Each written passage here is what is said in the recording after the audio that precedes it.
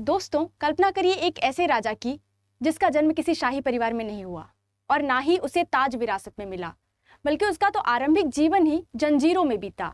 जी हाँ, एक गुलाम जिसने अपनी नियति को चुनौती देकर मध्यकालीन भारत के सबसे शक्तिशाली साम्राज्यों में से एक शासक बनने का सपना देखा और उसे पूरा किया। आखिर ये संभव कैसे हुआ? So hello, welcome back to my channel which is learn history with fun. और आज की क्लास में हम एक अद्भुत वंश के बारे में पढ़ने वाले हैं जो है गुलाम वंश। जी हाँ, गुलाम वही जो स्लेव होते हैं। तो हम आज की क्लास में ये जानेंगे कि कैसे एक गुलाम जो किसी शासक का गुलाम होता है वो किसी क्षेत्र में आकर राजा बनता है, वहाँ साम्राज्य स्थापित करता है और अधिकतम क्षेत्र में अपना राज्य विस्तार करता है। तो आखिर गुलाम वंश था कौन और इसके कौन कौन से शासक हुए और ये कहाँ से आए और किस क्षेत्र में इन्होंने अपना राज्य विस्तार किया, ये हम आज की क्लास में डिटेल से देखेंगे और कुछ जो इंपॉर्टेंट रूलर्स हैं उनके बारे में देखेंगे। तो आखिर गुलाम वंश कौन था? सो हम देखते हैं कि जो पूर्व मध्यकाल है भारतीय इतिहास का, उसमें हमें भारतीय उपमहाद्वीप में बहुत सारी अस्थिरता देखने को मिलती है, जिसमें कई सारे रीजनल जो रूलर्स हैं वो उभर कर सामने आते हैं। इसका कारण होता है फ्यूडालिज्म, जो गुप्ता पीरियड के बाद देखने को मिलता है। उस फ्यूडालिज्म ने बहुत ज़्यादा क्षेत्रीयता को बढ़ावा दिया और जो एकीकृत शासन था गुप्ता काल में उसे समाप्त कर दिया। तो हम देखेंगे कि 8वीं से 12वीं सदी तक लगभग भारतीय इतिहास में अस्थिरता देखने को मिलती है। ये अस्थिरता आंतरिक रूप से और बाह्य रूप से दोनों तरह से दिखाई देती है। इस काल में हम देखेंगे कि बहुत सारे विदेशी आक्रमण होते हैं। इनमें अरब इन्वेजन होता है, टर्किश इन्वेजन होता है। हम देखेंगे कि जो पहले इन इन्वेजन का पर्पज रहता है धन की लूट और इस्लामिक प्रचार प्रसार, वो 12वीं-13वीं शताब्दी तक आते आते उनका जो ऑब्जेक्टिव है वो बदल जाता है। अब वो साम्राज्य विस्तार करते हैं, अब वो आर्थिक संसाधनों की खोज में निकलते हैं। भारत प्राचीन काल से ही आर्थिक संसाधनों में समृद्ध रहा। इसी उद्देश्य से जो विदेशी है वो आक्रमण करते हैं समय समय पर, पहले आर्थिक लूट के लिए, फिर स्थायी साम्राज्य विस्तार के लिए। तो इसी क्रम में हम देखेंगे कि सबसे पहले जो बहुत बड़े इन्वेजन से आक्रमण हुए वो थे अरबों के, पर उनका उद्देश्य क्लियर था। वो आए, उन्होंने धन लूटा और चले गए। फिर हम देखेंगे एक टर्किश इन्वेजन होता है जो मोहम्मद गौरी का होता है। वो पहला आक्रमण भारतीय उपमहाद्वीप में लगभग 1175 में करता है मुल्तान पर, और इस तरह से वो लगातार संघर्ष करता है 1205 तक भारत के उत्तरी क्षेत्र को विजित करने के लिए। उसका अंतिम जो आक्रमण होता है भारतीय उपमहाद्वीप पर वो पंजाब में गोखरों के विरुद्ध होता है और वो भारत का उत्तरी क्षेत्र अब लगभग प्राप्त कर चुका है। उसने बहुत सारे संघर्ष किए पृथ्वीराज चौहान से, तराइन के युद्ध के रूप में और चंदावर के युद्ध के रूप में, और उसने उन क्षेत्रों को लगातार क्रमिक रूप से जीत लिया। तो हम देखेंगे कि एक बैकग्राउंड बन रहा है कि गुलाम वंश कहाँ से आ रहा है। अब गुलाम और गौरी का प्रत्यक्ष संबंध है। जब हम गौरी की बात करते हैं तो वही है जिसने गुलाम वंश को भारत में स्थापित करने का कहीं ना कहीं एक बैकग्राउंड सेट किया। तो हम देखते हैं कि गुलाम वंश भारत में कब आया और कैसे आया। गौरी ने जिन क्षेत्रों को विजित किया उसे अपने गुलामों को दे दिया शासन करने के लिए। गौरी के कुछ बहुत ज्यादा विश्वसनीय गुलाम हुआ करते थे। अब जब हम गुलाम की बात करते हैं तो ये वो गुलाम नहीं थे जिन्हें शोषित किया जाता था या जिन्हें प्रताड़ित किया जाता था। तुर्क में जो गुलाम का कल्चर था वो सेनापति होते थे। जितने पावरफुल होते थे वो उतना अधिकार उन्हें दिया जाता था, उन्हें खरीदा बेचा जाता था। लेकिन उनका उद्देश्य उन्हें शोषित करना या प्रताड़ित करना नहीं होता था या छोटे मोटे काम करवाना नहीं होता था, बल्कि उनसे शासन करवाया जाता था एक पर्टिकुलर क्षेत्र का। उनके एडमिनिस्ट्रेटिव जो पावर्स होते थे वो उन्हें प्रदान किया जाता था। तो हमने एक गौरी का ओवरव्यू देख लिया कि वो इंडिया कैसे आया और उसने एक अलग साम्राज्य की नींव कैसे रखने के लिए एक बेस प्रदान किया।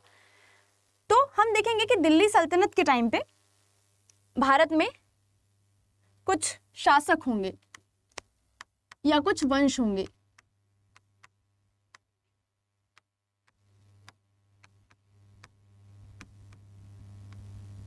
ये मध्यकालीन इतिहास में आरंभिक जो सल्तनत एज माना जाता है, मध्यकालीन इतिहास को दो भागों में बांटा जाता है, जिनमें से एक सल्तनत काल है, दूसरा है मुगल काल। हम आज सल्तनत काल के आरंभिक फेज के बारे में पढ़ेंगे, जो कि गुलाम वंश या फिर स्लेव डायनेस्टी का काल है।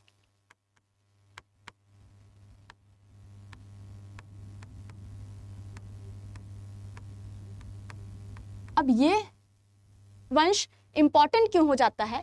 क्योंकि इसने नींव रखी भारत में मुस्लिम साम्राज्य की, और हम देखेंगे कि एक लंबे काल तक लगातार भारत में दिल्ली की तख्त पर मुस्लिम साम्राज्य स्थापित रहता है। तो हम ये देखेंगे, एक ओवरव्यू देख लेते हैं कि कहां से कहां तक ये सल्तनत एज या दिल्ली का जो दिल्ली सल्तनत जिसे बोला जाता है वो रहेगा, और इसमें कौन कौन से वंश रहेंगे। इसमें मेजर या फिर केवल 4 वंश हैं जिनमें कई कई शासक हुए। सबसे पहला है ममलूक डायनेस्टी या फिर गुलाम वंश या स्लेव डायनेस्टी। अब हम इसे ममलूक क्यों बोलते हैं? ममलूक, स्लेव और गुलाम ये सब अलग अलग पॉइंट ऑफ व्यू से बोला जाता है।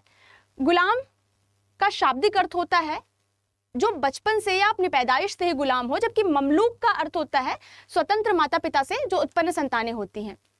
अब स्लेव डायनेस्टी के बारे में यही है, क्योंकि वो आरंभिक काल से गुलाम नहीं होते हैं, बल्कि वो बाद में उन्हें गुलामों की तरह खरीदा बेचा जाता है। तो ज्यादातर इतिहासकार इसे ममलूक डायनेस्टी या ममलूक वंश बोलते हैं, लेकिन हम सामान्य भाषा में इसे गुलाम वंश या स्लेव डायनेस्टी ही बोलते हैं। उसके बाद आता है खिलजी वंश। खिलजी वंश सल्तनत काल का सबसे इंपॉर्टेंट काल होता है। ये एक बहुत छोटा टाइम पीरियड है। हम कंपैरिजन करेंगे बाकी डायनेस्टीज के साथ में तो ये सिर्फ 30 वर्ष का शासनकाल है, लेकिन हम देखेंगे कि किस तरह से सल्तनत काल का सबसे पावरफुल और सबसे विस्तृत क्षेत्र के साथ खिलजी वंश का शासनकाल देखने को मिलता है। उसके बाद है तुगलक डायनेस्टी। तुगलक डायनेस्टी की नीतियों के कारण ये ज़्यादा हमें पढ़ने के लिए ज़रूरी हो जाती है कि किस तरह इनके शासकों की नीतियाँ थी जो ज़्यादातर असफल हुई, और इनके निर्माण कार्य किस तरह के थे वो भी इंपॉर्टेंट हो जाते हैं। उसके बाद सैयद और लोधी का जो टाइम पीरियड है, इस टाइम पे बहुत ज़्यादा दिल्ली के एरिया में या दिल्ली के तख्त को लेके बहुत ज़्यादा वो स्ट्रगल देखने को मिलता है। उसका रीज़न है, जहाँ एक और भारतीय उपमहाद्वीप में अलग अलग जो रीजनल पावर्स थे वो राइज हो रहे थे, वहीं मंगोलों के आक्रमण अब बहुत ज़्यादा बढ़ गए थे। जैसे कि हम देखेंगे कि मंगोल अभी स्लेव डायनेस्टी में भी धीरे धीरे इस तरफ प्रसार कर रहे हैं, लेकिन वो एक नियंत्रित रूप से देखा जाता है। हम सैयद और लोधी डायनेस्टी के टाइम पे देखेंगे कि ये बहुत ज़्यादा तीव्र और बहुत ज़्यादा आक्रमण देखने को मिलते हैं, जिसकी वजह से ये जो डायनेस्टीज हैं ये बहुत ज़्यादा विस्तार नहीं कर पाएंगी और बहुत अच्छे से शासन भी नहीं कर पाएंगी। तो हमने एक ओवरव्यू ले लिया दिल्ली सल्तनत का। अब आज का हमारा जो टॉपिक है वो है ममलूक या फिर स्लेव डायनेस्टी। तो हम देखते हैं कि ममलूक डायनेस्टी कैसे भारत में स्थापित हुई और इसके कौन कौन से मेन रूलर्स रहे और उनने क्या क्या कार्य किए अपने क्षेत्र विस्तार के लिए या फिर अपने साम्राज्य के स्थापना या स्थायित्व के लिए। तो हमने मोहम्मद गौरी के बारे में थोड़ा सा देखा कि मोहम्मद गौरी का आखिर क्या रोल है इस स्लेव डायनेस्टी या फिर गुलाम वंश से, जबकि वो तो इससे संबंधित भी नहीं है। तो मोहम्मद गौरी ने भारत पर आक्रमण किया, भारत के उत्तरी क्षेत्रों पर, और उसने ये क्षेत्र बेइज्जत करके जो उसके गुलाम थे या स्लेव्स, उसके 3 मेजर स्लेव्स थे, जिनमें से एक था कुतुबुद्दीन, दूसरा था यालदोज, तीसरा था कुबाचा। अब हम देखेंगे कि ये तीनों लगभग जो उसके स्लेव्स है वो बराबर के पावरफुल हैं या बराबर के उनमें पावर है, लेकिन मोहम्मद गौरी ऐसा चाहता है कि भारतीय उपमहाद्वीप का जो उत्तरी क्षेत्र है यानी लाहौर, मुल्तान और ये जो उत्तर प्रदेश तक का एरिया या बिहार तक का एरिया वो कुतुबुद्दीन ऐबक को वो सौंपता है। और जब वो भारत से लौट रहा होता है अंतिम आक्रमण करके 1205 में, उसकी मृत्यु हो जाती है कहीं पे। अब संघर्ष होगा भारत के उत्तरी क्षेत्र के लिए जो संसाधनों में बहुत ही ज्यादा रिच है। अब ये तीनों जो स्लेव्स हैं वो इस एरिया के लिए आपस में ही स्ट्रगल करेंगे। तो ये हमने एक बेस देख लिया। अब हम स्टार्ट करते हैं गुलाम वंश के बारे में। इसकी एक क्रोनोलॉजी हम देखेंगे कि किस तरह से इसमें शासक हुए अलग अलग टाइम पे और उनका क्या क्या काल रहा। तो हम एक टाइमलाइन देख लेते हैं जो रूलर्स हैं उनका। तो इसमें सबसे पहले कुतुबुद्दीन ऐबक,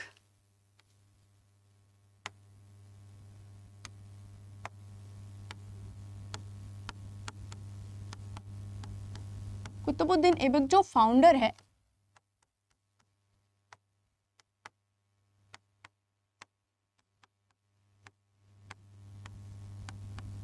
अब इसके बारे में भी बहुत सारी चीजें हैं कि इसे रियल फाउंडर नहीं बोला जाता। इसका टाइम पीरियड रहेगा 1206 से 1210, यानी जब मोहम्मद गौरी आक्रमण करके यानी इन क्षेत्रों को विजिट करके वापस लौट रहा है और ये उत्तरी भारत का क्षेत्र ऐबक को देके जा रहा है। कुतुबुद्दीन ऐबक के बाद एक उसका ही पुत्र शासन पर बिठाया जाएगा अमीरों के द्वारा, उसका नाम रहेगा आराम शाह।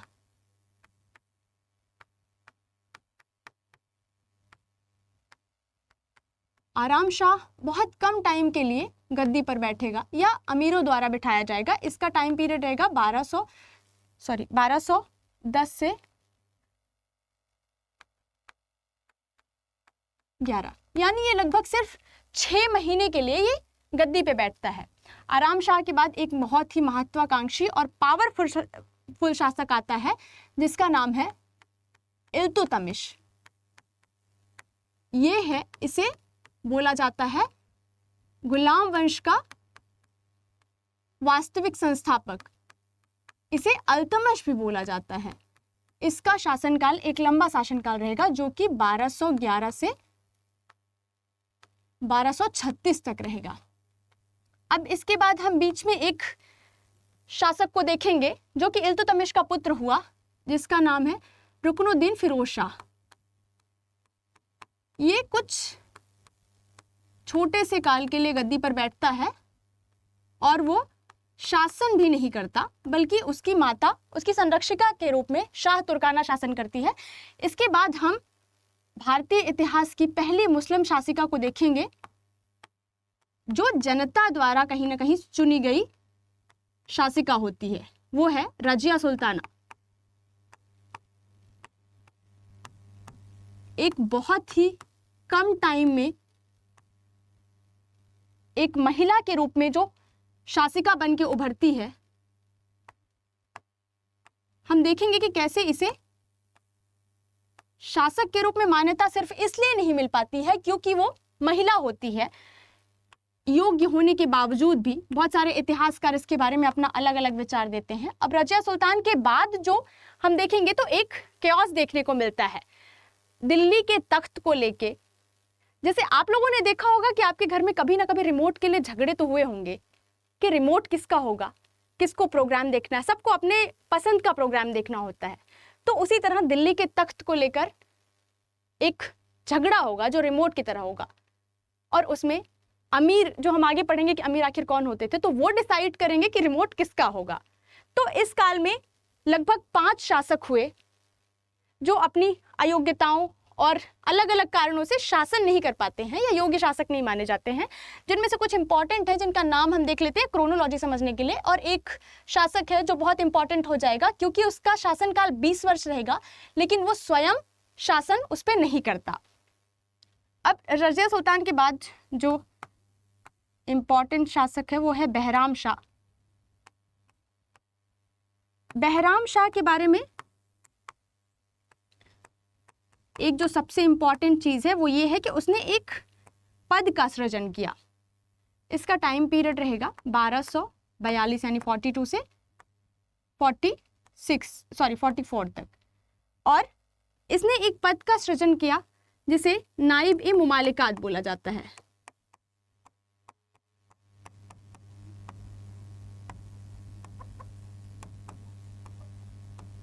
अब ये पद का रोल हम बाद में देखेंगे कि ये पद जिसे उप राजा या उप सुल्तान का पद समझा जा सकता है, इसके पास सारे एडमिनिस्ट्रेटिव पावर्स होते हैं और यही डिसाइड करता है कि शासन प्रशासन किस तरह से संचालित हो जाएगा। इस काल के बाद से जो राजा है वो नाम मात्र का राजा रहता है। फिर इसके पार को रिस्टोर करने के लिए बाद में बलबन का रोल हम देखेंगे। अब बहराम शाह के बाद जो है अलाउद्दीन मसूद शाह है। अलाउद्दीन मसूद शाह का बहुत मेजर रोल नहीं देखने को मिलता।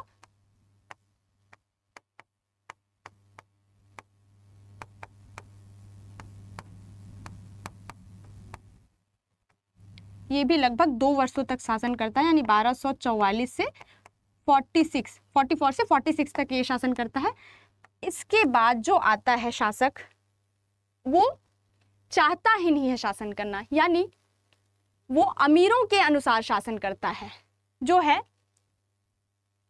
नासिरुद्दीन महमूद।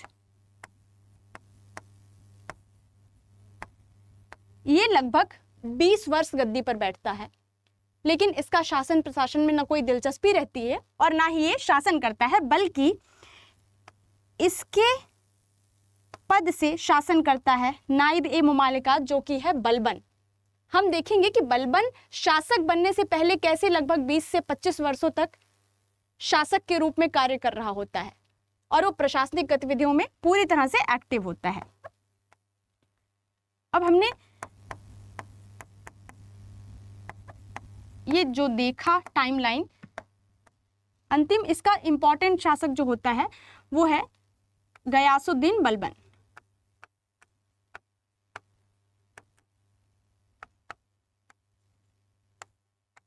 ये शासन करेगा 1266 से 86, यानी 66 से 86। इसके बाद हम देखेंगे कि धीरे धीरे अयोग्य शासक होने के कारण या फिर अमीरों का बहुत ज़्यादा प्रभाव होने के कारण गुलाम वंश का पतन होता है। अब हमने ये जो टाइमलाइन देख लिया, इसमें हम देखेंगे कि जो ज़्यादा इंपॉर्टेंट रूलर्स हैं वो ऐबक है, क्योंकि ये फाउंडर रहता है, ये स्थापित करता है गुलाम वंश को, जो कि मोहम्मद गौरी के दिए हुए क्षेत्र रहते हैं वहाँ पे। आराम शाह का इंपॉर्टेंस बहुत ज़्यादा नहीं है। फिर है इल्तुतमिश, जिसे रियल फाउंडर या वास्तविक संस्थापक बोला जाता है। उसके बाद फिरोज शाह का भी बहुत ज़्यादा रोल नहीं है। हम देखेंगे कि रजिया सुल्तान कैसे पहली महिला शासिका के रूप में कम से कम वर्षों में शासन करती है और उसके बाद भी एक इतिहास में अपनी छाप छोड़ के चली जाती है। बहराम शाह का हमने देखा कि सिर्फ इतना इंपॉर्टेंस है। हम फिर डिटेल्ड डिस्कशन करेंगे गयासुद्दीन बलबन के बारे में। तो हम ऐबक से स्टार्ट करते हैं।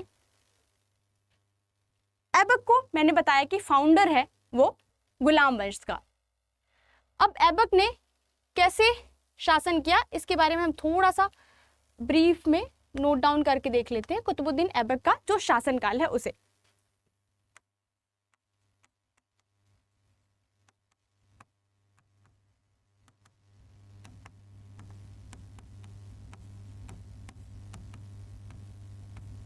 कुतुबुद्दीन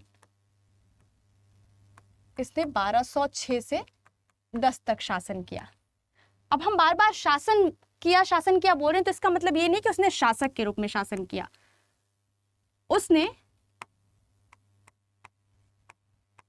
गोरी के मलिक या सिपह सालार के रूप में शासन किया, यानी जो पदवी उसे गोरी ने दी थी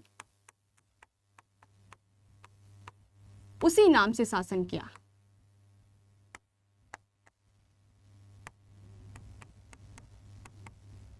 मलिक व सिपह सालार, ये टर्म एग्जाम्स में पूछ लिए जाते हैं, तो आप ये थोड़ा सा ध्यान से पढ़ें।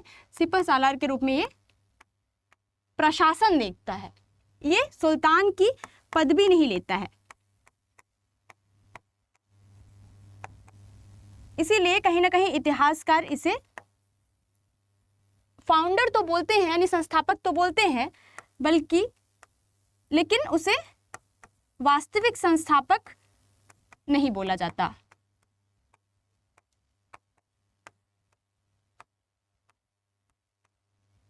अब हमने इसका जो जरा सा इंट्रोडक्टरी पार्ट था वो देखा। अब हम देखेंगे कि कुतुबुद्दीन ऐबक ने, क्योंकि हमने देखा कि इसी टाइम पे और भी जो गुलाम थे वो भी महत्वाकांक्षी थे, उन्हें भी ये क्षेत्र चाहिए था, तो उसने कुतुबुद्दीन ऐबक ने इन गुलामों को नियंत्रित करने के लिए सबसे अच्छी जो पॉलिसी अपनाई उसे हम देखेंगे, जो कि ऐबक की राजनीतिक समझ को दर्शाता है। उसने अपने प्रतिद्वंदियों को नियंत्रित कैसे किया।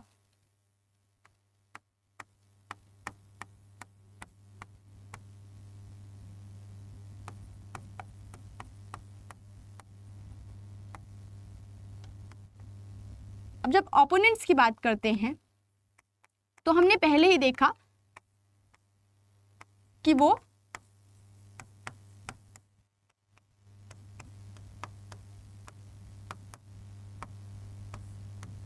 जो उसके साथ 2 और गुलाम हुए, जिनमें हैं याल्दोज और कुबाचा। एक अन्य जो हम स्लेव देखेंगे या दास देखेंगे उसके टाइम पे, वो है इल्तुतमिश। तो याल्दोज से उसने इसकी जो पॉलिसी है उनको नियंत्रित करने की, वो मैरिटल पॉलिसी है, यानी वैवाहिक संबंध की पॉलिसी है। वो इनसे वैवाहिक संबंध स्थापित करता है। उसके सफल जो राजनीतिक विचार हैं उसको दिखाता है कि कैसे वो इतना पावरफुल नहीं था इस टाइम पे कि वो इन्हें सप्रेस करता या इनका दमन करता। तो उसने एक बहुत अच्छी रणनीति अपनाई और उसने इन गुलामों से, जो उसके प्रतिद्वंदी हुए, उनसे वैवाहिक संबंध स्थापित किए। उसने यल्दोज की पुत्री से स्वयं विवाह कर लिया।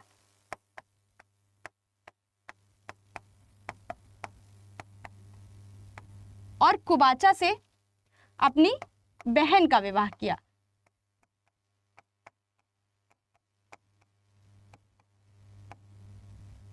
और इल्तुतमिश से अपनी पुत्री का विवाह कर दिया।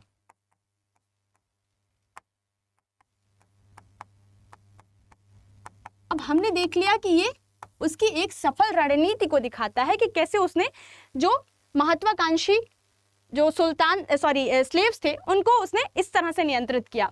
अब हम उसके बारे में थोड़े जो पॉइंट्स हैं वो देख लेते हैं कि उसको जो उपाधियां मिली थी या उसके जो कंस्ट्रक्शन वर्क है या निर्माण कार्य हैं वो क्या थे।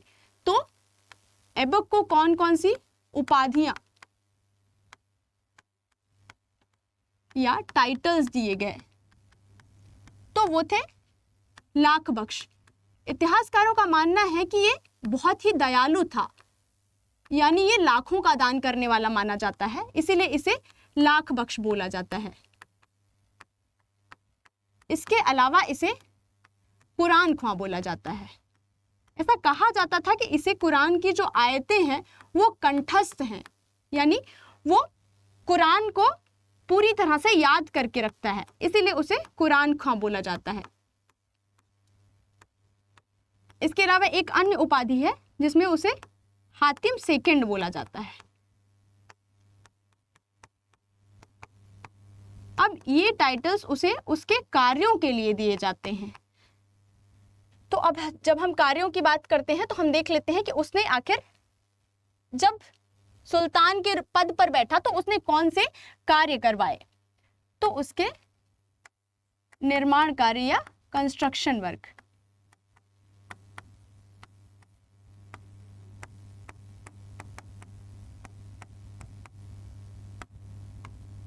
हम देखते हैं कि इसने सबसे पहला कार्य करवाया, कुतुब मीनार की नींव रखी।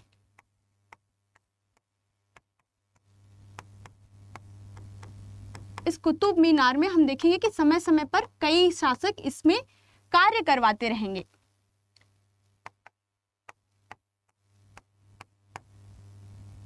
अब ये बात ध्यान देने वाली है कि कुतुब मीनार को इसने पूरी तरह से बनवाया नहीं था, इसने सिर्फ जो पहला तल है यानी उसका बेस है वो बस निर्मित करवाया था। इसके अलावा हम देखते हैं उसने 2 मस्जिदों का भी निर्माण करवाया। अब ये 2 मस्जिद कौन से थे और इनको लेकर क्या क्या जो मतभेद है वो देखने को मिलते हैं। पहले उसने मस्जिद कुव्वतुल इस्लाम, ये इसी क्षेत्र में है जहां पे कुतुब मीनार है।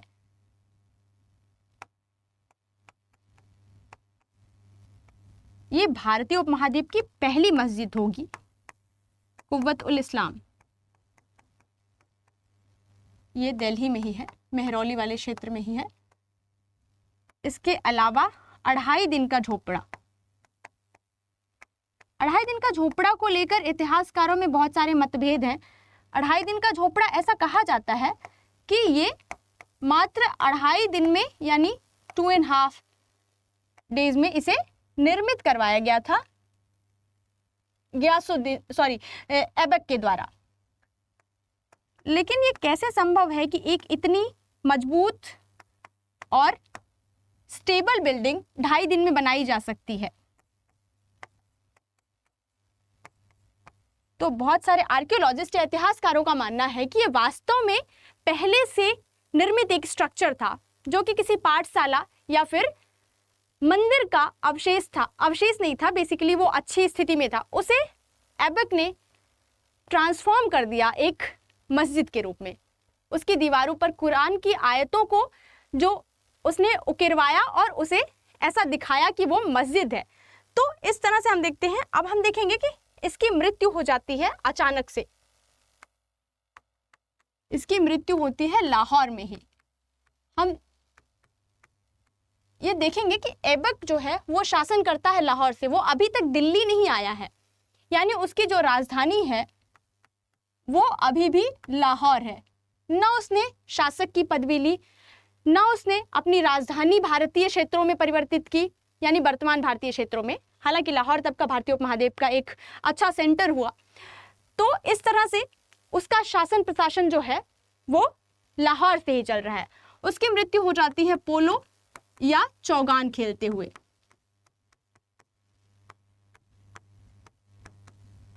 अब इसकी जो अचानक से मृत्यु होती है, तो अब सत्ता कौन संभाले?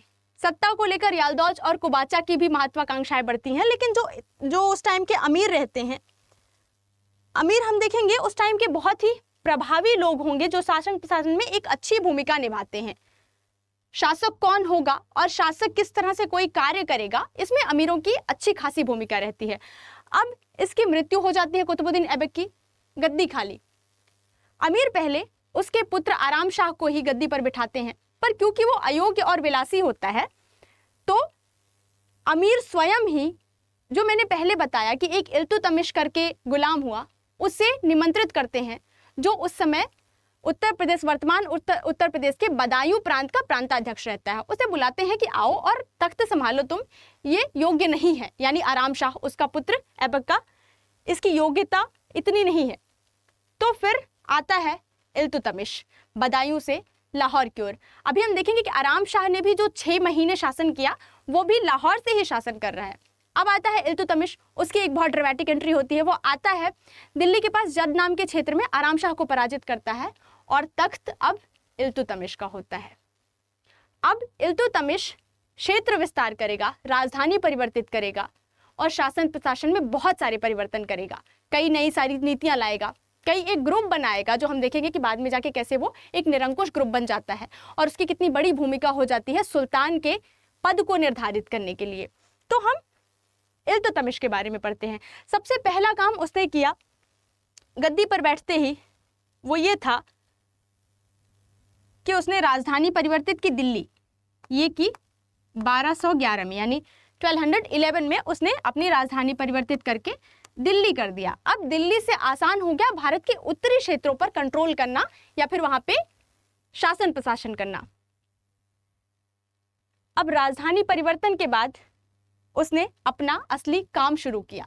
तो हम एक स्ट्रक्चर्ड वे में उसका ओवरव्यू देख लेते हैं कि उसने किस तरह से अपने शासन को सुसंगठित किया और अपने जो प्रतिद्वंदी थे, विरोधी थे, उनका दमन किया। तो हम देखते हैं इल्तुतमिश के बारे में।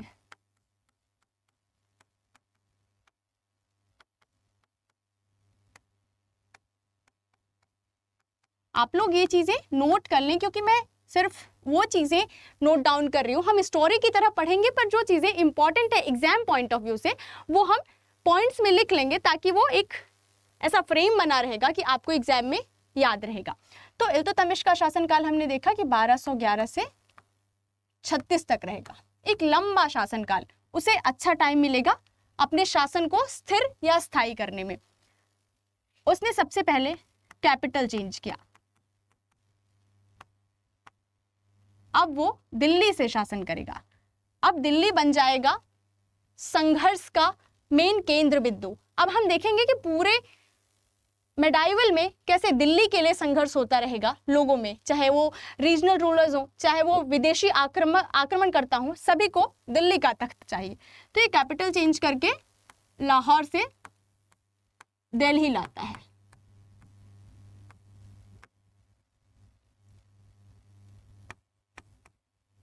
ये एक बहुत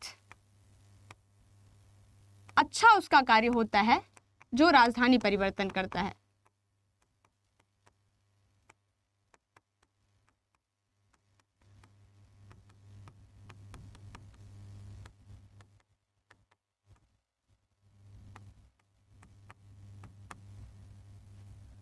राजधानी परिवर्तित करने के बाद वो सबसे पहला जो काम करता है वो है अपने प्रशासन को अच्छे से संचालित करने के लिए अपने प्रतिद्वंदियों का दमन, जिनमें है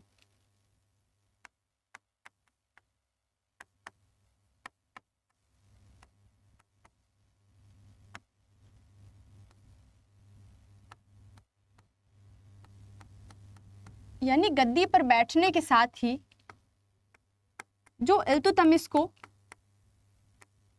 आरंभिक परेशानियां हुई उनका उसने कैसे दमन किया।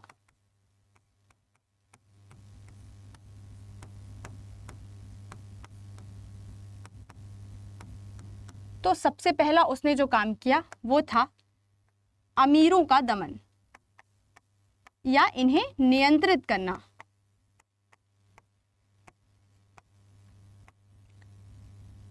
ये जो इसके शासनकाल में अमीर हुए उनको नियंत्रित करता है सबसे पहले, ताकि वो तख्त का कंट्रोल अपने हाथ में ले सके।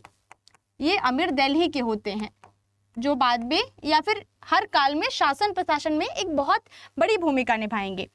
उसके बाद उसका दूसरा कार्य होता है जो उसके प्रतिद्वंदी हैं, जो मैंने पहले भी बताया कि वो गुलाम होते हैं गोरी के, याल्दोज और कुबाचा का दमन।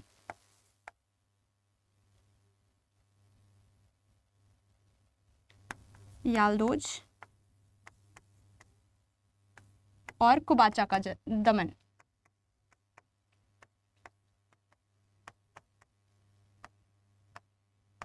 सपरेशन ऑफ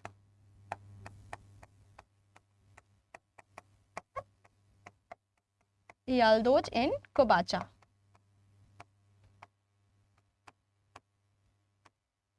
ये लगभग 1215 में तराइन के युद्ध में कुबाचा को उसकी स्थितियों का फायदा उठाकर पराजित कर देता है और उसे मृत्यु के घाट उतार देता है। और 1217 में ही वो इसी क्रम में याल्दोज को उसकी परिस्थितियों का फायदा उठाकर उसे भी समाप्त कर देता है। अब उसके जो मेन प्रमुख प्रतिद्वंदी थे वो समाप्त हो गए। अब उसने अच्छे से व्यवस्थित तरीके से शासन करने का प्रयास किया। इस क्रम में उसने जो प्रशासनिक सुधार किए, इसमें एक और पॉइंट आ जाएगा कि उसने बंगाल के जो रीजनल रूलर्स थे, बंगाल के जो रिबेल्स थे, उनका सप्रेशन किया। इसके टाइम पे गयासुद्दीन आजम करके एक बंगाल का स्वतंत्र शासक हुआ जो बार बार इसके अपने क्षेत्र में स्वतंत्र शासक खुद को घोषित करता है, जिसका वो अंत कर देता है, यानी बंगाल रिबेल्स का सप्रेशन करता है। उसके बाद वो किस तरह से एडमिनिस्ट्रेशन में एक नया चेंज करता है, वो सबसे पहले प्रशासनिक सुधार के नाम पे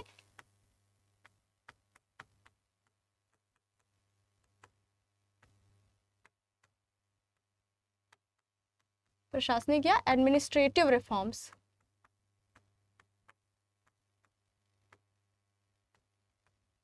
अब क्योंकि एक नए क्षेत्र में उसके लिए शासन करना इतना आसान नहीं था, तो उसने एक एडमिनिस्ट्रेटिव ग्रुप बनाया जिसे बोलता है तुर्कान ए चहलगानी, या इसे चालीसा दल भी बोला जाता है। अब ये क्या है आखिर तुर्कान ए चहलगानी? तो ये है 40 जो नोबल होते हैं, जो उसके अमीर होते हैं, उनका ग्रुप। इनका क्या काम है? तो इनका काम है शासन प्रशासन में सुल्तान की सहायता करना। इसके अलावा तुर्कान ए चहलगामी एक ग्रुप बनाया उसने, ग्रुप ऑफ 40, जिसमें उसने कुछ अमीर्स को रखा जो प्रशासनिक रूप से कुशल हैं, वो शासन में इसकी सहायता करेंगे। अब हम देखेंगे कि तुर्कान ए चहलगानी जो एक बहुत अच्छे पर्पज से स्टार्ट किया गया, वो कैसे बाद में एक निरंकुश ग्रुप के रूप में देखने को मिलता है। इसके अलावा उसने सबसे बड़ा जो काम किया, उसने सर्टिफिकेट फ्रॉम खलीफा,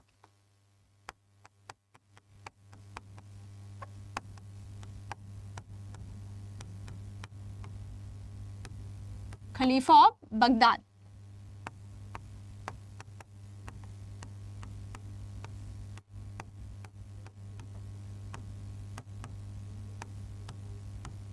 ये उसने प्राप्त किया 1229 यानी 1229 में। अब वो इस्लामिक जगत से अप्रूवल ले चुका है। खलीफा कौन होते थे? जो इस्लामिक जगत का प्रमुख माना जाता है इस्लाम में या मुस्लिमों में, उसे खलीफा बोलते हैं। अब खलीफा से उसने प्रमाण पत्र ले लिया और खुद को सुल्तान आजम बता दिया। अब वो सुल्तान आजम बन चुका है, तो उसके शक्तियों में और भी ज्यादा विकास हो चुका है। तो इसे हम इन्हीं सब कारणों से जो है वास्तविक संस्थापक या फिर रियल फाउंडर बोलते हैं। कैपिटल चेंज करना, अपने जो प्रतिद्वंदी हैं उनको समाप्त करना, खलीफा से प्रमाण पत्र लेना, और इसके अलावा उसने अपने टाइम में अपने आसपास के जो राजपूत शासक थे उनको भी सप्रेस किया। और तराइन, ये जो कुबाचा से उसका संघर्ष होता है वो एक इंपॉर्टेंट है, उसे तराइन का युद्ध बोला जाता है, जो होता है 1215 में। ये एक इंपॉर्टेंट पॉइंट हो जाता है, आप लोग लिख लेंगे। इसके बाद हम देखेंगे कि इल्तुतमिश किस तरह से शासन एक वास्तविक शासक के रूप में उभर कर आता है। इसके अलावा हम इसके जो कार्य देखेंगे, वर्क, उसमें उसने पहली बार अरबी सिक्के भारत में चलाए, जिसमें तांबे के सिक्के को जीतल और चांदी का जो सिक्का है उसे टका बताया। और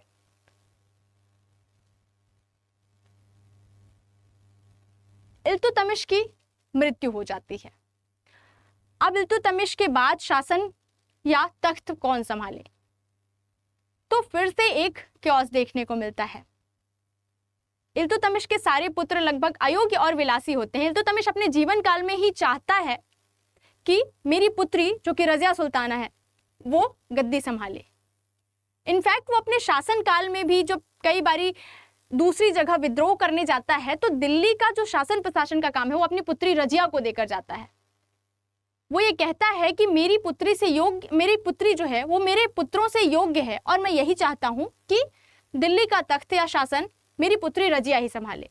लेकिन आज से 850 साल पहले लगभग एक मुस्लिम साम्राज्य में थोड़ी अलग बात हो जाएगी कि कैसे एक महिला दिल्ली का शासन संभाले। रजिया सुल्तान के केस में वैसा ही था। तो वहाँ के जो अमीर्स हैं वो इल्तुतमिश के पुत्र को गद्दी पे बैठा देते हैं, जो जिसका नाम है रुकनुद्दीन फिरोज शाह। हमने देखा कि वो एक छोटे से टाइम पीरियड के लिए गद्दी पर बैठेगा, जिस समय पे संरक्षिका होती है उसकी शाह तुर्काना, रुकनुद्दीन की माता। अब वो एक बहुत क्रूर शासिका होती है। इसी का फायदा उठाकर रजिया सुल्तान जनता के बीच में जाती हैं न्याय मांगने के लिए या अपना अधिकार मांगने के लिए। एक प्रथा उसके पिता इल्तुतमिश ने चलाई थी, न्याय मांगने की प्रथा, जो लाल वस्त्र पहनकर जनता के बीच में न्याय मांगने की प्रथा थी।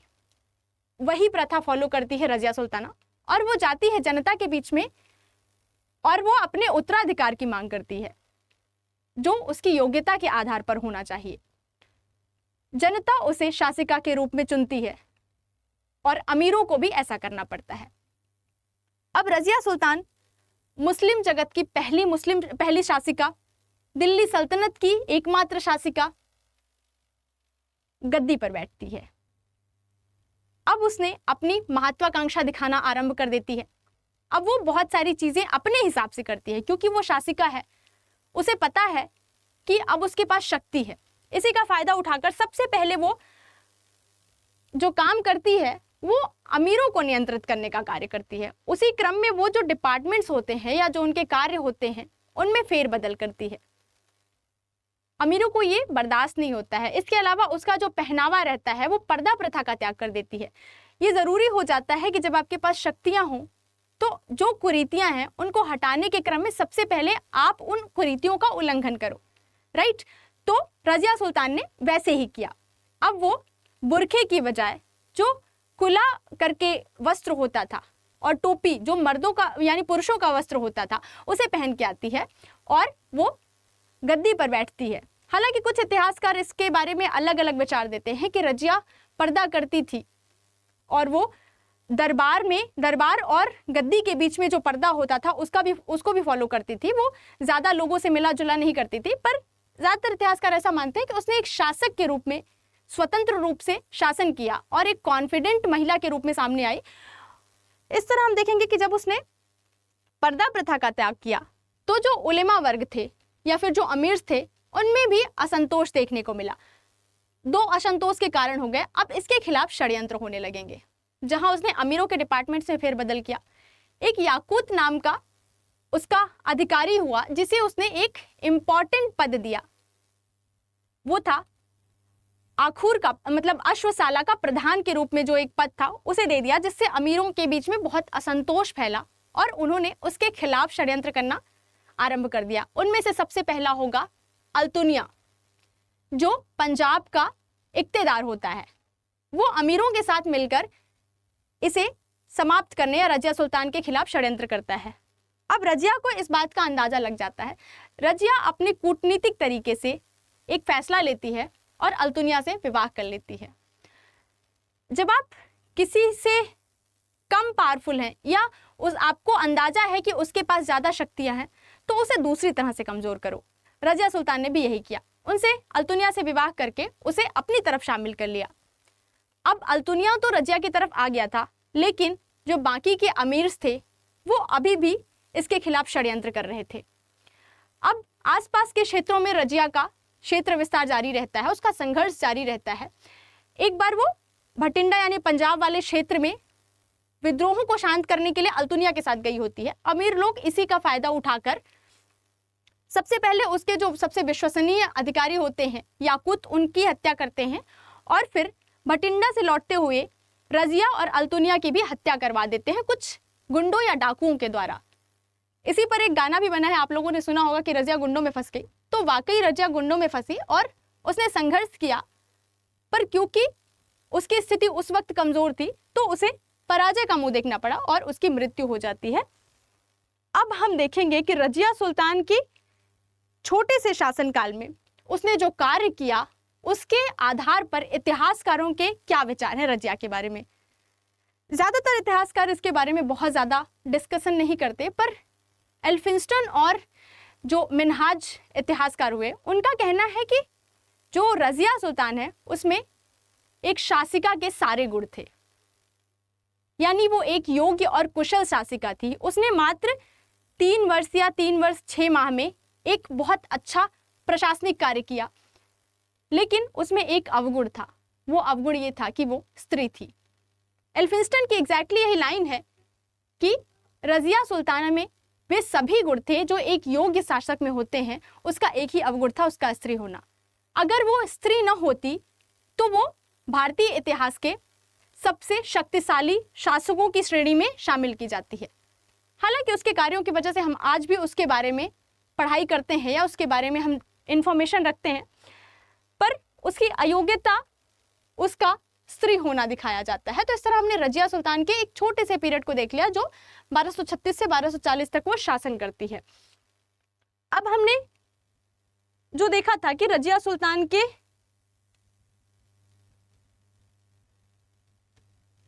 बाद जो एक क्योस देखने को मिलेगा, 3 शासक लगातार गद्दी पर बैठेंगे लेकिन वो शासन नहीं करेंगे, उनके आड़ में कोई और ही शासन करेगा। जैसा कि मैंने बताया रिमोट के लिए झगड़ा हो रहा है, राइट। तो अब ये रिमोट किसके पास रहे, तो इस टाइम पीरियड में जो 3 शासक हैं रिमोट उनके पास रहेगा, पर जो प्रोग्राम है वो किसी और की मर्जी से चलेगा। जो है वहां के अमीर या फिर नाइब मुमालिकात करके जो पद एक सृजित करता है बहराम शाह, वो यानी नाइब यानी उप सुल्तान। तो हम ये बहराम शाह के बारे में देख लिए कि नाइब मुमालिकात एक पद सृजित करता है जिसे उप सुल्तान या उप राजा की श्रेणी में रखा जा सकता है। उसके बाद अलाउद्दीन मसूद शाह होता है, ये भी लगभग 2 वर्ष शासन करता है। इसके शासनकाल में ऐसा कुछ इंपॉर्टेंट नहीं रहता। उसके बाद नासिरुद्दीन महमूद, ये एक बहुत ही रिलीजियस टाइप का व्यक्ति होता है। इतिहासकारों का मानना है कि ये कोई भी कार्य नहीं करता था बिना अमीरों या फिर नाइब के परमिशन के, यानी उसने सुल्तान के गरिमा या पद को बहुत ही ज्यादा कम कर दिया था। अब ये 20 वर्ष का शासनकाल, आप सोचो इतने शासनकाल में कितने सारे कार्य किए जा सकते थे, लेकिन वो ऐसा कुछ नहीं करता। अब ये पद कौन संभाल रहा है? इसके नासिरुद्दीन महमूद के बारे में सबसे इंपॉर्टेंट चीज ये है कि इस टाइम पे नाइब ए मुमालिकात कौन होता है? बलबन, यानी अप्रत्यक्ष रूप से बलबन गद्दी पर है, यानी उप सुल्तान है। तो अब जो इंपॉर्टेंट शासक है वो हो जाता है गयासुद्दीन बलबन। इसका बचपन का नाम उलूग खां है। ये भी एक गुलाम ही हुआ, इल्बरी तुर्क था। जैसे इल्तुतमिश भी इल्बरी तुर्क था, गयासुद्दीन बलबन भी एक इल्बरी तुर्क था। इसका सबसे इंपॉर्टेंट रोल ये रहेगा कि उसने जो पिछले 20 वर्षों में गद्दी के पीछे से देखा था, उन सब से ये समझा था कि राजा की जो शक्ति है उसका दुरुपयोग हो रहा है, यानी राजा शासन नहीं कर पा रहा है, उसकी गरिमा, उसका जो प्रेस्टीज है वो समाप्त हो चुका है या कम हो चुका है। इन्हीं सब ऑब्जर्वेशन के बाद वो जब गद्दी पर बैठता है तो आप देखेंगे कि वो बहुत मेजर रिफॉर्म्स करता है। उसके काल में सबसे ज़्यादा सुदृढ़ और सबसे ज़्यादा विस्तृत गुलाम वंश का शासनकाल देखने को मिलता है। तो हमने देख लिया कि ये भी एक गुलाम था, पर हम देखेंगे कि ये किस तरह से दिखावा करता है ताकि ताज के प्रेस्टीज को वापस रिस्टोर किया जा सके। तो इसके बारे में भी हम एक शॉर्ट नोट्स के माध्यम से देख लेते हैं कि इसने क्या क्या कार्य किया और इसे कैसे इंपॉर्टेंट रूलर्स के रूप में शामिल किया जाता है। तो गयासुद्दीन बलबन,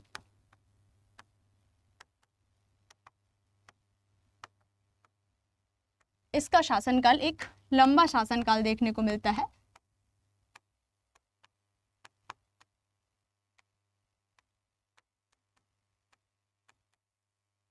ये लगभग 1266 से 1286 तक शासन करता है। इसके समय में भी अमीरों का कंट्रोल, तुर्कान चहलगानी यानी चालीसा दल का पर्याप्त नियंत्रण और छोटे मोटे जो आसपास के क्षेत्रों में विद्रोह होते रहते हैं वो सब है। दूसरी ओर हम प्रशासनिक क्षेत्र में देखते हैं तो ताज की गरिमा कम हो चुकी है, राजा के पद को लेकर लोगों में बहुत ज़्यादा असंतोष आ चुका है। तो ये बहुत सारे कार्य करता है इन 20 वर्षों में। तो हम सबसे पहले देखते हैं कि उसका आरंभिक या अर्ली जो प्रॉब्लम्स थी उनका सल्यूशन वो कैसे ढूंढता है। आरंभिक समस्याएं और समाधान।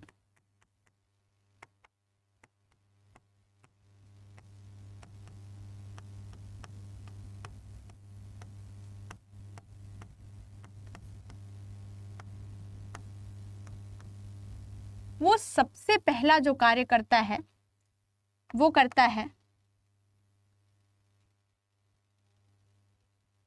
ताज के पद या गरिमा में वृद्धि करने का काम।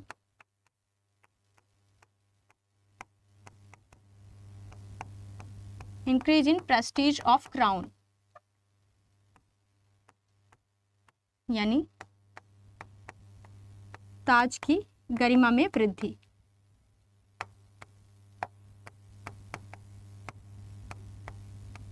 हमने पढ़ा कि इसकी आवश्यकता क्यों थी, क्योंकि बीच में जो लगभग 20 से 22 वर्ष का काल रहा उसमें राजा या ताज की गरिमा काफी क्षीण हो चुकी थी।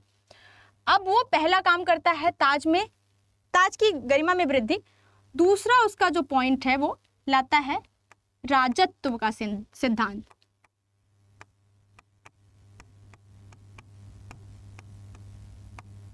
यानी थ्योरी ऑफ किंगशिप। अब हम ये देखेंगे थ्योरी ऑफ किंगशिप क्या थी और इसकी लाने की आवश्यकता क्या थी और इसका प्रभाव कैसे हुआ। तो थ्योरी ऑफ किंगशिप में दो चीजें हैं, एक डिवाइन थ्योरी, किंगशिप की डिवाइन थ्योरी है। उसके अनुसार राजा जो है वो देवता यानी ईश्वर का प्रत्यक्ष प्रतिनिधि है, यानी जो ईश्वर है वो राजा के माध्यम से पृथ्वी पर शासन करता है। तो राजा के सभी निर्णयों का पालन करना ये जनता का दायित्व बन जाता है।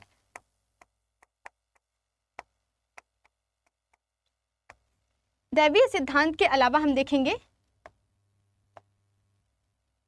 इसने कुछ और सिद्धांत दिए, जैसे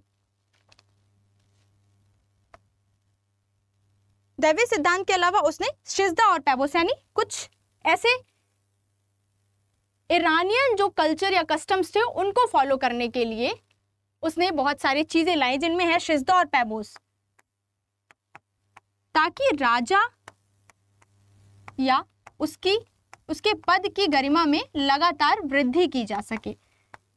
ये शिज़्दा और पैबोस जब बात करते हैं तो ये ईरानियन कस्टम है जो उनके दरबारों में किया जाता है। सिजदा जहां झुककर सलाम करना होता है तो पैबोस पैरों को चूमना होता है, और ये सभी को करना होता था बलबन के दरबार में।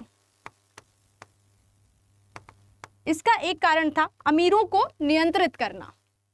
अब राजत्व का सिद्धांत लाया, उसके अलावा उसका जो एक और इम्पॉर्टेंट है वो उसने जो उसके अमीर या चहलगामी के मेंबर थे उनको नियंत्रित करना, सप्रेशन।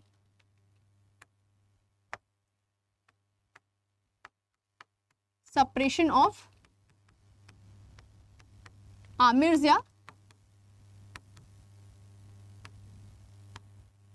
चहलगानी। अब मैं चहलगानी बोल रही हूं तो आप लोग इससे समझ रहे होंगे कि ये तुर्कान चहलगानी है जो अमीरों का ग्रुप हुआ करता था, 40s ग्रुप ऑफ 40s बोलते हैं।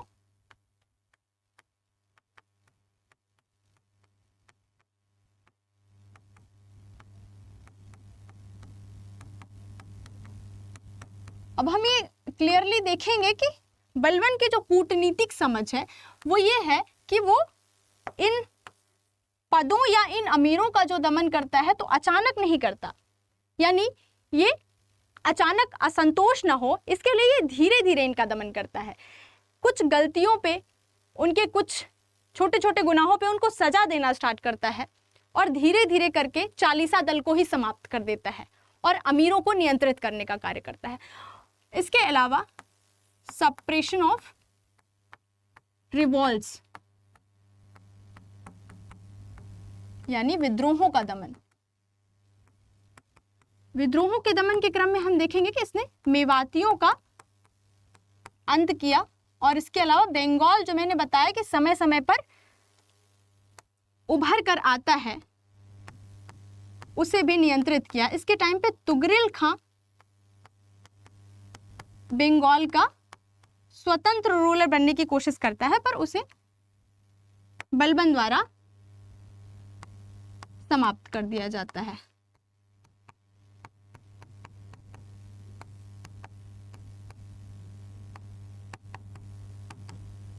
अब हमने देखा कि इतनी सारी क्रांतिकारी चीजें कर रहा है बलबन, अब इस पर अपना नियंत्रण बना रहे, इसके लिए ये जरूरी हो जाता है कि वो एडमिनिस्ट्रेटिव रिफॉर्म करे यानी प्रशासनिक सुधार करे। तो हमने ये देखा कि उसने एक खुद को मजबूत करने के लिए कार्य कर लिया, अपने क्षेत्र को नियंत्रित करने के लिए कार्य कर लिया। अब इसके बाद वो काम करेगा अपने प्रशासनिक सुधार का, यानी उसका जो एडमिनिस्ट्रेटिव सुधार है या प्रशासनिक रिफॉर्म।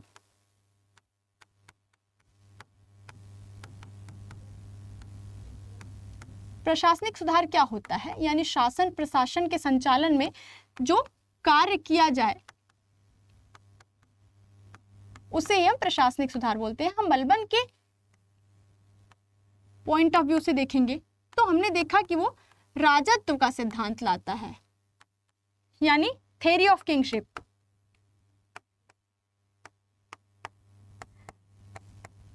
हालांकि बलबन खुद ही एक गुलाम है, इल्बरी तुर्क बोला जाता है उसे, लेकिन वो यहाँ पे खुद को डिवाइन दिखाने के लिए एक उच्च कुल का बताता है। वो खुद को एक ईरानी क्लैन है अफराशियाब,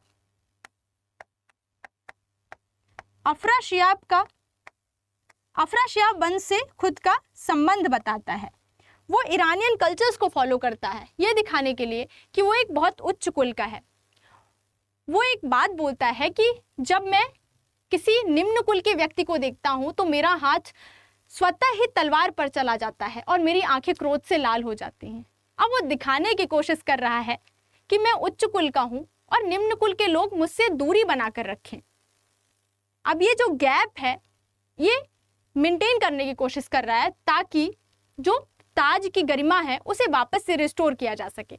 अभी तक हमने देखा कि 20 वर्ष का जो एक अस्थिर काल है या अनस्टेबल काल है उसमें राजा पर यानी सुल्तान पर किसी का भी नियंत्रण है, कोई भी अमीर अपने हिसाब से शासन प्रशासन करवा रहा है।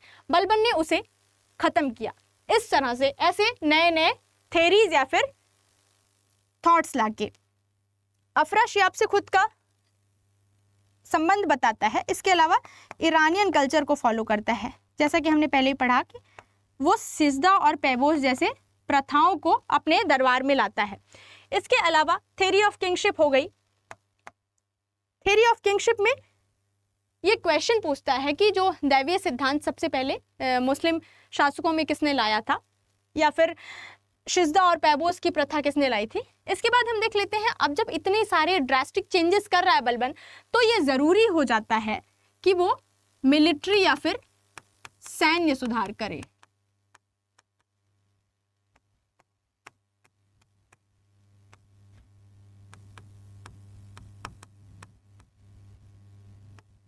अब ये सैन्य सुधार के क्रम में वो अपनी सेना को सुसंगठित करने का प्रयास करता है और एक पद बनाता है जिसे डिपार्टमेंट, जिसे दीवाने अर्ज या आरिज बोला जाता है। ये होता है जो सैनिक होते हैं उनके रिक्रूटमेंट या उनकी नियुक्ति, उनके वेतन और उनके पद से संबंधित सारे काम जो होते हैं वो दीवाने आरिज के होते हैं। ये सैन्य गतिविधियों से संबंधित सभी चीजों का देखरेख करता है। इसके अलावा वेतन संबंधी एक बहुत इंपॉर्टेंट सुधार करता है। पुराने शासकों के समय में जो सैनिक थे उन्हें वेतन जो है तो जागीरों के रूप में दिया जाता था। एक जागीर का हिस्सा, राज्य की जागीर का हिस्सा इन सैनिकों के पास स्थायी रूप से रह जाता था। अब इसे वापस लेने के क्रम में बलबन ने ऐसी नीतियां अपनाई कि जो लोग अब जिनके पास अभी सैनिक सेवाओं के माध्यम से जो जागीरें मिली हैं वो उनकी मृत्यु के बाद अब वो उनके बाकी के परिवारों को ट्रांसफर नहीं होंगी, बल्कि वो वापस राज्य में मिल जाएंगी। इस तरह से उसने राज्य की संपत्ति को वापस स्टोर करने का कार्य किया और इस डिपार्टमेंट के माध्यम से एक अच्छा सैन्य नियंत्रण स्थापित किया।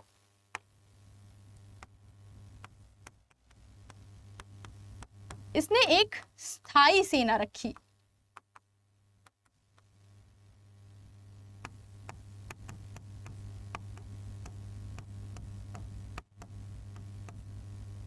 अब इन दो बिंदुओं के बाद हम देखेंगे कि और कौन से उसने ऐसे कार्य या सुधार किए जिससे उसके शासनकाल को इंपॉर्टेंट माना जाता है। अब मिलिट्री रिफॉर्म के अलावा हम देखेंगे कि उसकी जो स्पाई सिस्टम था या इंटेलिजेंस सिस्टम था, गुप्तचर विभाग, इंटेलिजेंस डिपार्टमेंट,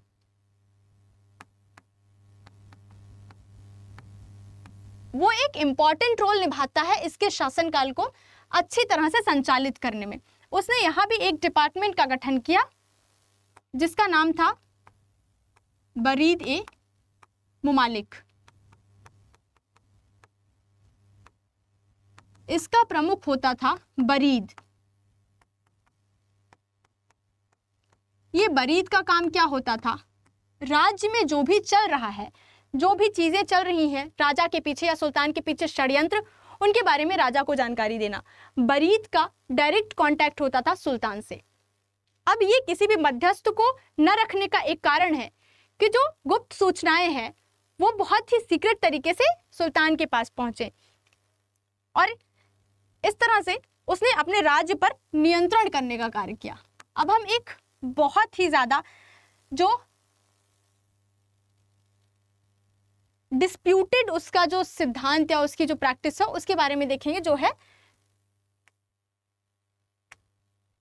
उसका जुडिशियल सिस्टम या न्यायिक व्यवस्था।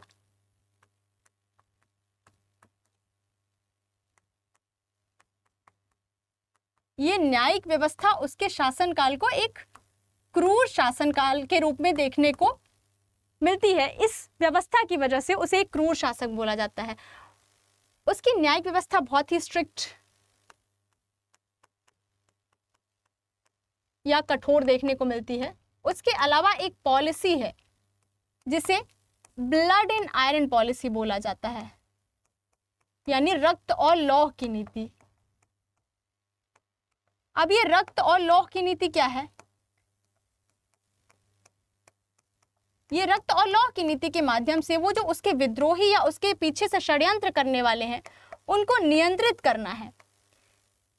रक्त और लौह की नीति के अंतर किस तरह की प्रैक्टिस थी? तो बलबन के पीछे या सुल्तान के पीछे जो भी षड्यंत्रकारी होता था उसके बारे में उसे जैसे ही जानकारी मिलती थी तो वो उसे उसकी हत्या करवा देता था, और उसके जो परिवार वाले हैं, उसकी पत्नी और उसके बच्चे, उन्हें गुलाम के रूप में वो अपने पास रख लिया करता था, यानी अपने राज्य में रख लिया करता था।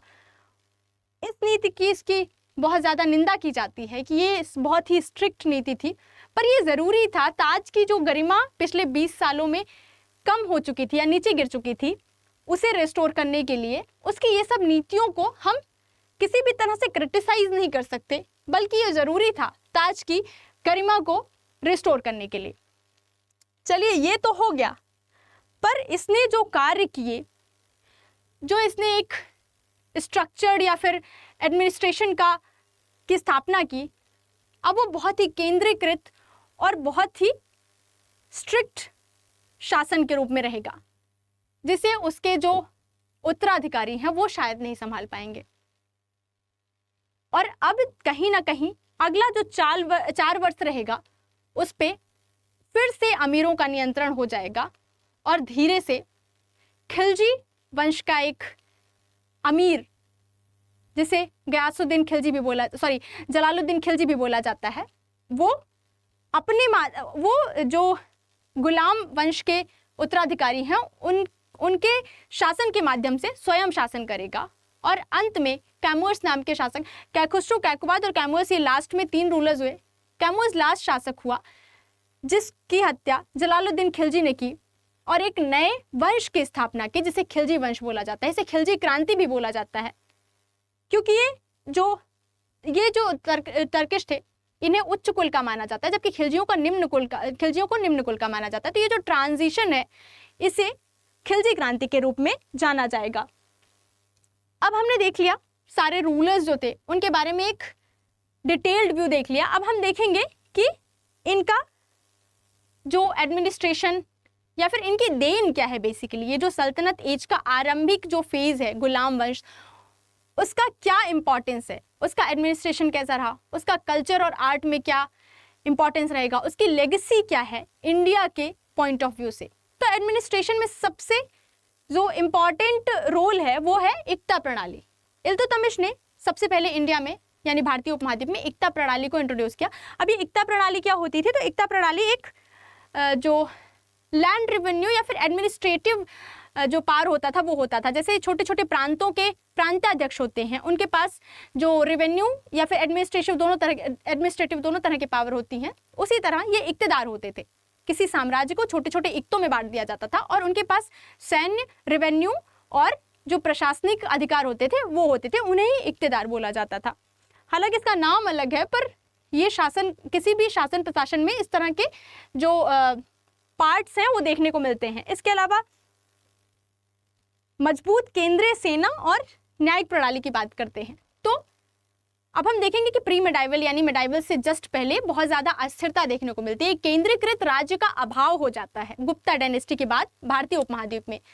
तो इस शासक ने यानी गुलाम वंश ने एक केंद्रीकृत राज्य की वापस से नींव रखी, और ये जो मुस्लिम शासकों की नींव रखी इसने, ये एक बहुत लंबा सफ़र तय करेगी और बहुत सारे फेजेस से होकर गुजरेगी। इसके अलावा हम अर्थव्यवस्था को देखते हैं, तो भारतीय अर्थव्यवस्था में आरंभ काल से ही कृषि मेन सोर्स रहेगा। कृषि के बाद व्यापार और फिर वाणिज्य वगैरह देखने को मिलता है। उस काल में भी वही था जो भारतीय उपमहाद्वीप में जिन चीज़ों की उपज या जिन चीज़ों का व्यापार होता है। उसके अलावा संस्कृति या फिर कल्चरल जो देन थी वो क्या थी? तो जब अरबों का इन्वेजन हुआ तो उनने ज़्यादातर लूटा, पर जब टर्किश इन्वेजन होता है, जब वो स्थायी रूप से यहाँ पे आकर बस जाते हैं, तो वो कई सारे निर्माण कार्य करते हैं।